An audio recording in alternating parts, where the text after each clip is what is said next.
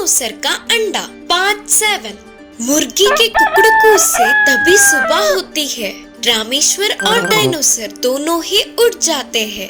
छोटू, मैं बाजार जाकर खाने को कुछ लाता हूँ, तुम यही रहो, बोलकर रामेश्वर अकेले ही बाजार जाता है। उसके और डायनोसर के जरूरतमंद खाना खरीद कर घर वापस लौटता है।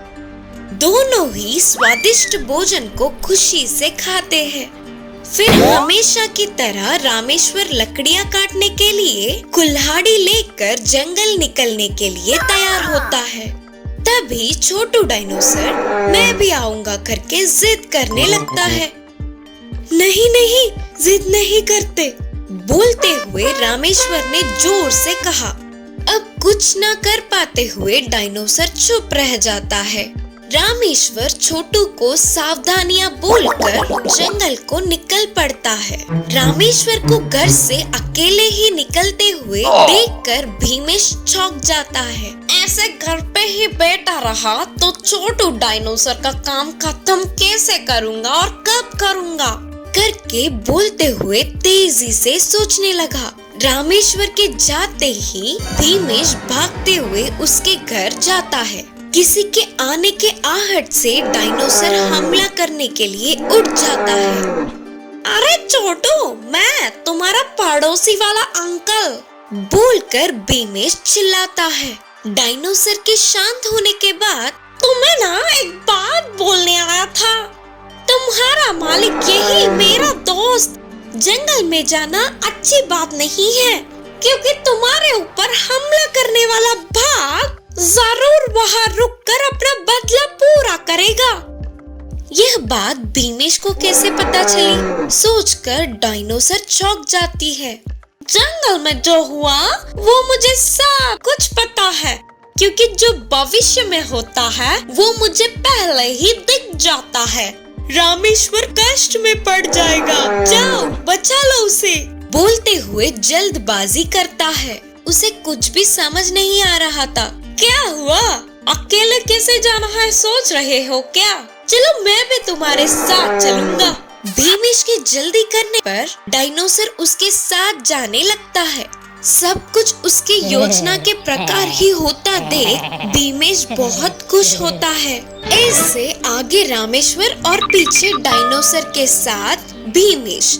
दूसरी ओर उधर इनके लिए बड़ा डायनोसर और बड़ा भाग के इंतजार करते रहते हैं।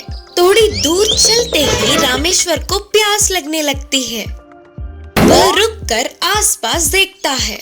उसे कुछ दूर ही एक कुआं दिखा।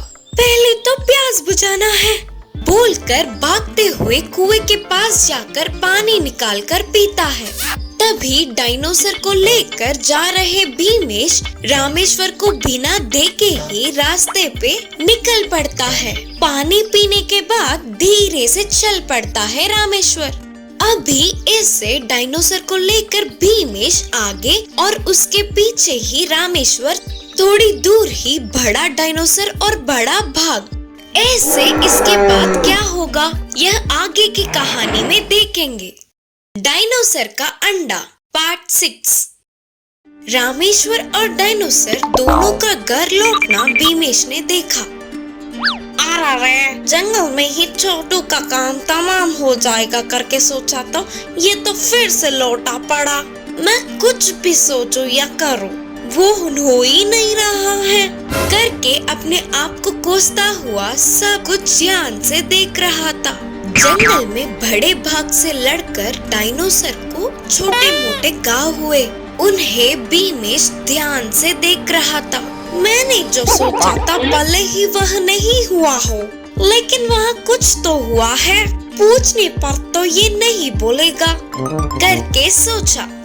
ऐसे रामेश्वर और डायनोसर दोनों का घर के अंदर जाने तक ही।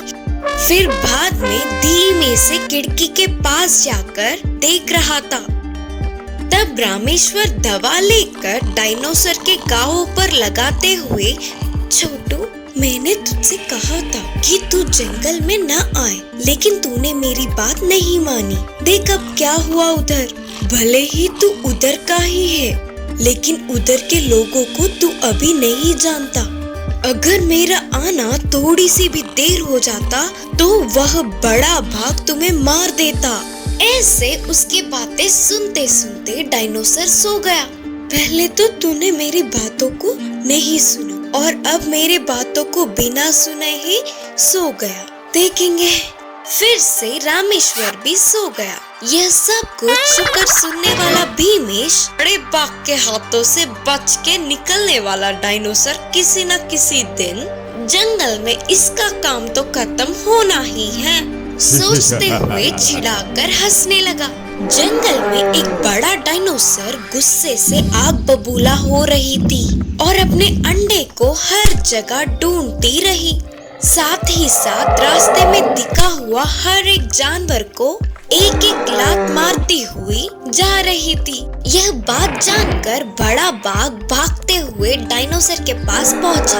रुको दोस्त रुको, तुम्हारा अंडा कहाँ है ये मैं जानता हूँ। तुम जानते हो कहाँ है वो, जल्दी बोलो। बोलते हुए उतावली हो रही थी बड़ा डायनासोर। अब तुम्हारा अंडा बच्ची हुई, यह बात तुम्हें कैसे पता? वो परसों ही उसने अपने साथ डायनासोर के बच्चे को लाया था।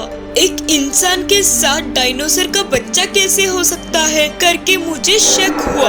बेचारी उसकी माँ पता नहीं कितना दुखी होगी करके उसे अपने माँ के पास भेजने की कोशिश की मैंने, लेकिन उसने मुझ पर ही कुल्हाड़ी से हमला करके तुम्हारे बच्चे को साथ ले गया। बोलकर अपने बातों से डायनासोर को उकसाकर चढ़ा रहा था। क्या मेरे बच्ची को उठाने के साथ ही मदद करने वाले तुम पर भी हमला किया क्या उसने? उसे तो खत्म कर दूंगी करके बोलते हुए जोर से चिल्लाने लगी। ऐसे उसकी चाल कामयाब होने पर बड़ा बाघ खुश हुआ।